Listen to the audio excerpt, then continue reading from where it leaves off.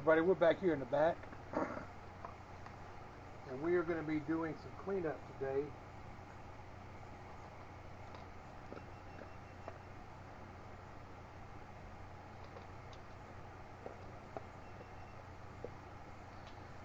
We've got a bunch of tomato bushes back here that we actually need to prune up and up pot. I have been, you guys are not familiar with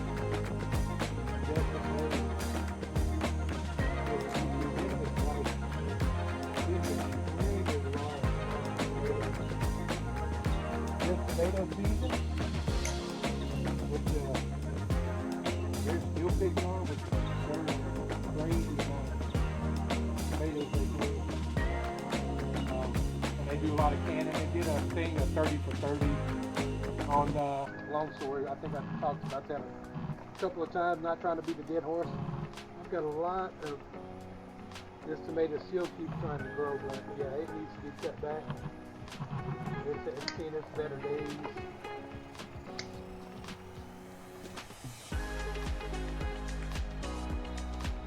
This tomato actually did really good for me this year. This was a mushroom basket. You know, I got some cuttings on here. I could probably make a couple of more off of this, but I got to get this set up and wintered over. I'm going to do some of these cuttings now and set them aside before the rest of the stuff is tossed. And then there was he had a garden channel, but just look Brian Lowell up, you'll find him. He's a published author. He's done a number of things. Brian's a really good guy about getting good information. A great source, might I add as well. James Prigioni over on the East Coast from Jersey, and I can't forget about Anthony over on the East Coast as well, that does the Millennium Garden channel. You know, that's several of the ones that I watch. You know, you got up in Ohio, you have more than farmers, two young folks with their kids who do an extremely good job providing for their families strictly from their yard. So if you guys want to take inspiration from that, that's the channels you want to check out. Great, you know, I enjoy it. It's like a new one coming up on the side of it.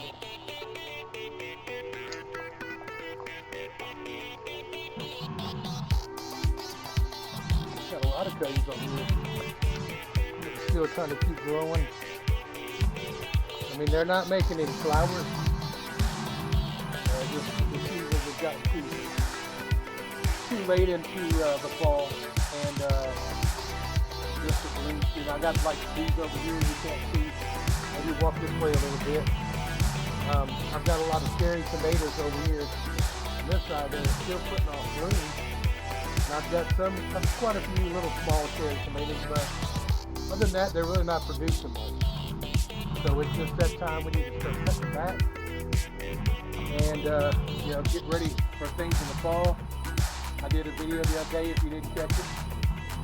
I prepped this bed, and I've already got a bunch of it coming up. I planted some radish, some cabbage, a couple different types of cabbage actually, some bok choy, some yellow heart Chinese cabbage, some what else did I put in there?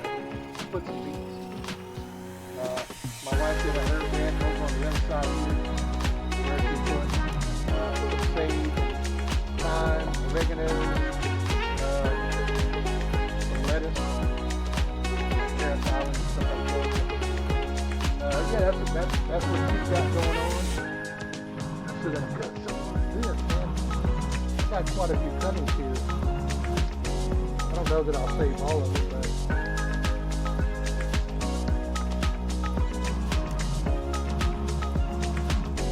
still got a lot. Just gonna take it.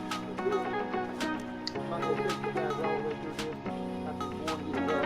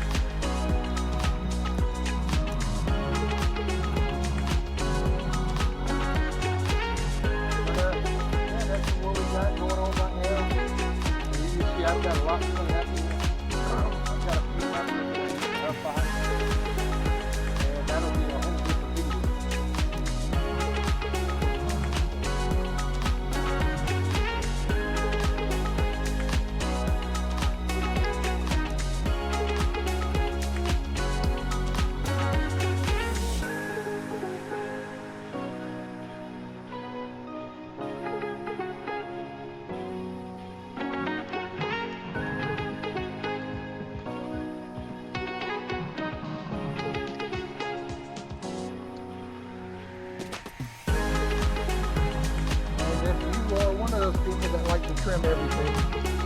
Keep everything looking nice.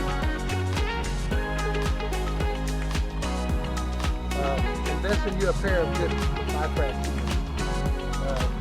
These pruners I bought, I think Tractor Supply a couple of years ago. They're a little rusty, but extremely well. And then you see I'm cutting through vines that are pretty thick, bigger than my thumb, so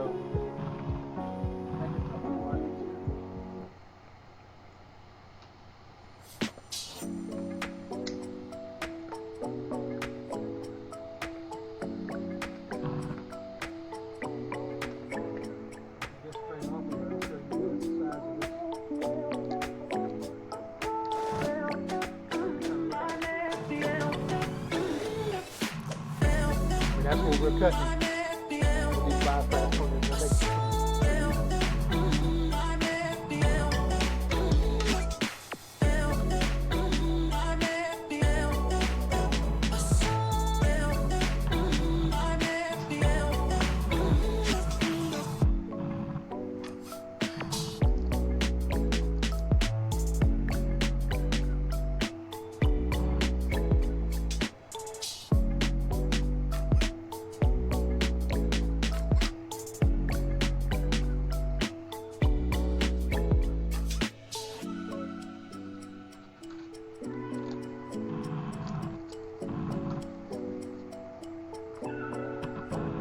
Now some of these are other ones that I've already got a ton of cuttings off of that I'm not going to keep.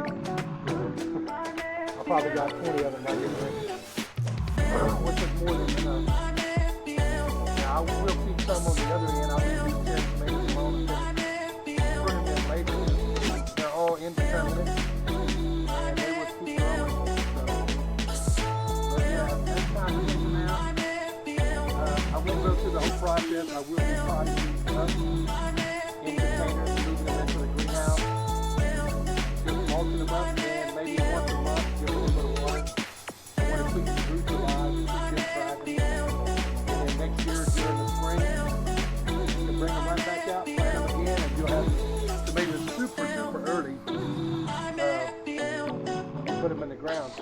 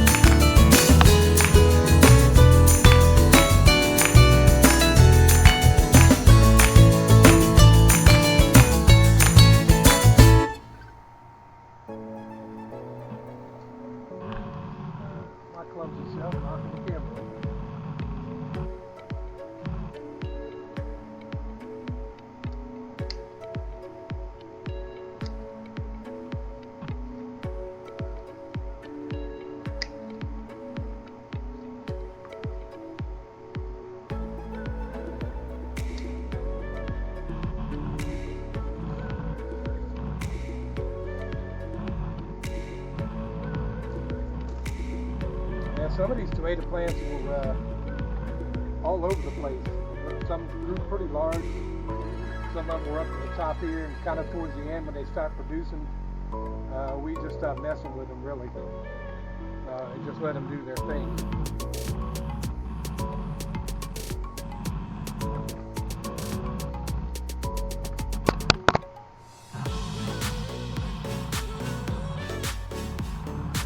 I'm gonna try to get as much of this cut out as I can today.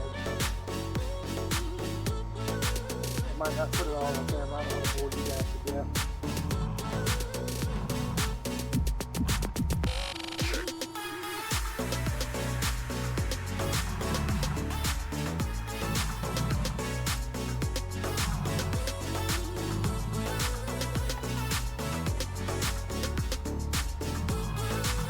Tomatoes, tomato clips,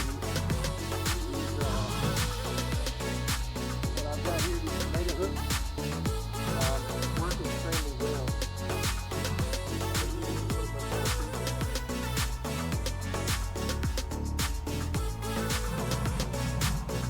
Yes, and if you're curious, guys, that everything I've cut off of there so far, believe it or not, that was one tomato plant. I'm still trying to get all out of here.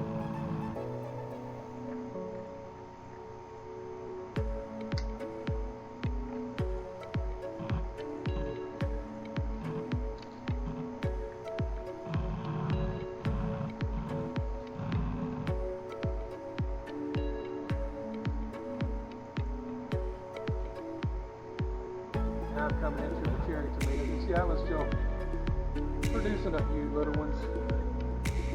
I hated that I cut that one, but hey, it is what it is. I've got to get this stuff cleared out and get it cleaned up. Let me tell you, it's been a hot day today. We've been outside working most of the day, including putting up a new 25-foot antenna pole. We live out in a pretty rural area, so we don't want to pay for satellite or none of that crap. In the city expensive, man. The prices and stuff is so jacked up.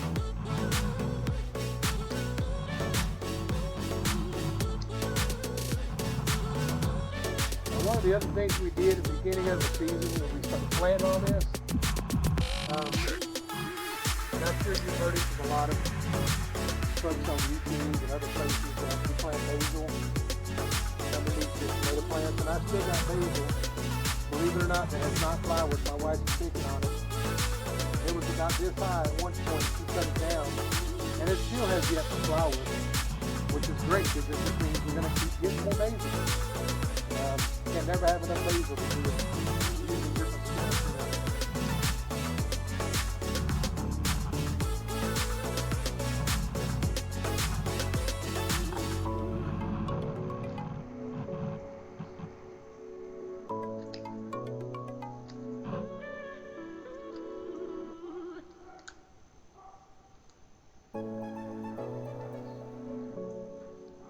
This tomato plant here,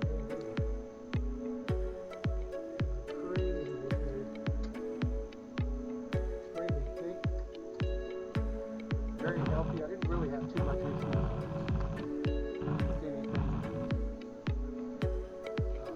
any problems as far as disease. Other than eventually later in the season you start getting real